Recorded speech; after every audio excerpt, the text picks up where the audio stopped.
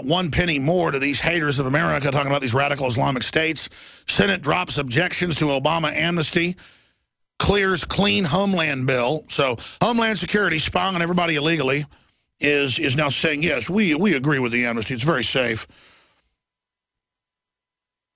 Absolutely amazing. IRS watchdog reveals Lois Lerner missing emails, now subject of criminal probe. The emails are saved on a backup database. It's all bald-faced lies that a 5-year-old could figure out.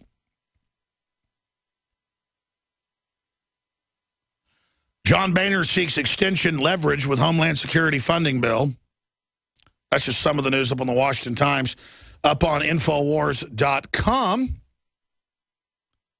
We've got a whole bunch of important news. Obama thanks Americans. I'm having trouble talking today because I've never had a root canal in my life, hardly ever had any fillings. I had a few developmental pits in my wisdom teeth that I kept that had to be filled. They kind of came in with holes in the sides. But I have been clenching my teeth under stress for years. And my dad, who's a dentist, warned me. He said, you need to start wearing this splint in your teeth at night. You're going to grind your teeth off or clench them. I don't really grind, I clench. And I guess I hit the carrying capacity of my teeth. They're now starting to just crunch in. And so he saved this tooth that was split. I'd waited months. So when he drilled the top of the tooth off, it stunk, and it was all rotten and dead. And he said, I can't believe you're walking around with this. This must have been incredibly painful. It was only painful if I chewed on it. And he was able to hollow it out and fix it with a root canal. But that was 2 days ago, and I guess my jaw cranked open for an hour and a half. It's all swollen, and I'm just having trouble speaking, and my tongue is flopping around in my mouth. I fell asleep while he was doing it. I wasn't on gas or anything. He says you never see anybody fall asleep during a root canal. That's what I do under stress. I just fall asleep. If I'm getting a really hard massage or getting rolfed or something, I always just pass out. A lot of people do that. But I passed out during it, and then my tongue flopped over, and his drill went in my tongue in the back. So not a happy camper. But I missed some time last week with family issues, so I'm here. And I intend to be here Sunday, 4 to 6 p.m. live as well. But if I do sound a little more lispy, and if I have trouble pronunciating words, it is because I have a fat tongue, basically, and a fat jaw. Side issue, just wanted you to know why I sound a little bit different. I'm not drinking vodka or something. It sounds a little bit like I'm drunk. I heard the show yesterday, and it just sounds kind of like a slurred speech. And it's because I do have slurred speech right now because of my mouth.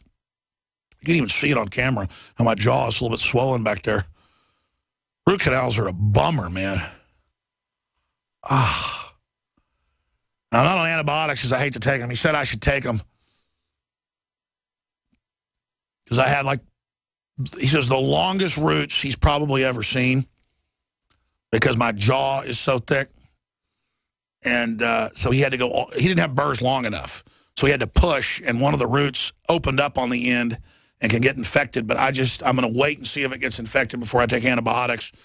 Not really talking about myself here. It's more just an interesting story about antibiotics and medical care and the human body and stress. Because I feel really good, but I do have nightmares about the New World Order sometimes.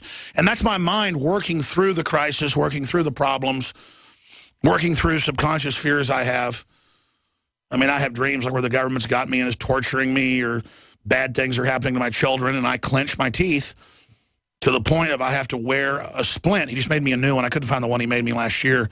And I'm just going to have to wear a splint now every night, or I'm going to crush my teeth off because I'm just having these dreams. I'm not whining. I'm not complaining. It's just a lot of people have this problem, I know. It's a side note. People ask how I deal with the stress. Well, I clench my teeth at night. In fact, I clench them so bad. If you look at photos of me like 15 years ago, it's not even weight, these jowls. It's muscles. My muscles in the side of my jaw are 3 times, I went to another doctor as well, 3 times the size they're supposed to be from clenching my teeth. Absolutely painful. But that's just the way the cookie crumbles. Enough whining about that, ladies and gentlemen. I want to get into what I was just starting to mention, the denial that it's a conspiracy theory to even say that we would dare want to know what the FCC regulations are over the internet. Again, for me, it's that the FCC, its past behaviors are what are important. I want to talk about those in a moment. Then I want to open the phones up. Also have a Star Trek report that we have posted at Infowars.com tying into the death of Leonard Nimoy at 83 from heart trouble. And when you go to the article, you can find the video, 9/11 Lessons from Star Trek, that is extremely powerful and basically breaks down how false flags, how divide and conquer really works. So that's up on Infowars.com, 9/11 Lessons from Star Trek. And, of course, Leonard Nimoy is in there. And, you know, this video has about 300,000 views. This version has 100,000 we linked to, but I saw a couple others with 100,000 or so as well. About 300,000 people have seen this. This deserves to be seen by about 50 million people because it shatters the entire paradigm. And I probably play this video once a year since it came out 6, 7 years ago. A listener put it together. And it really deserves to be seen. So maybe we should tweet it out as 9/11 Lessons from Leonard Nimoy, because he's in the piece, and maybe that will create some interest, piggybacking on his sad demise, but to get some good out of it, get some 9/11 truth. So let's tweet that out with 9/11 Lessons from Leonard Nimoy video.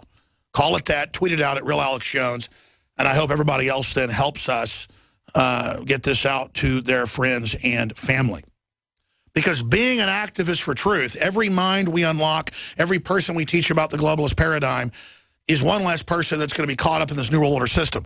And we can stop this globalist system together if we simply expose it and promote the alternative of liberty. And don't just mindlessly all fight with each other. What does George Soros want? George Soros wants the FCC to take over the internet. He also says he wants to shut down talk radio in this show, basically. His organs do. Media Matters and others. So we know whatever this is the FCC is doing is bad. But I'm going to cover that in a moment. He wants to fund 30-something million to get us fighting with the police. Does that mean the police aren't doing some horrible things? No. But it's the same globalists that are pushing the training that did it. See? And that's what the Star Trek piece gets into, understanding how we're being played off against each other and not being chumps. Briefly, I've got some good news and some bad news about InfoWarsLife.com, these groundbreaking, incredible, hardcore super supplements.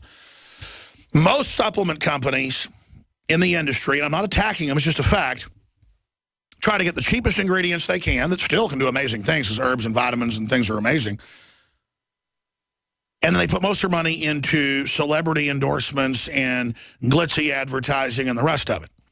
The average, you know, say $30 bottle of male, boosting concoctions may have $2, $3 of product in it if it's a high-end one, and they sell it for $50. You know, it's on sale, it's at $30, and then most of the money goes into marketing and profit. No, we don't mark stuff up 7 times. We mark it up 100%, which is a good markup, but it's how we fund our operation. If we could sell more of it, we'd lower prices, which is actually part of our plan. You'll notice the prices of InfoWars Life products have been steadily going down. As we expand the market, I intend to lower prices. I am a capitalist 110%, ladies and gentlemen.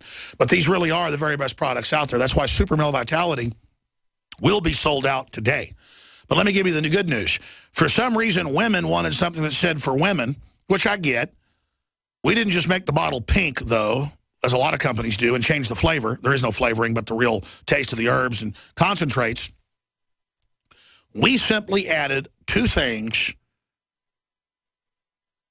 that, quite frankly, just supercharged the libido end of it. It's got all the same stuff that's in the super male. Quite frankly, it's just got more in it. And I guess it's men designing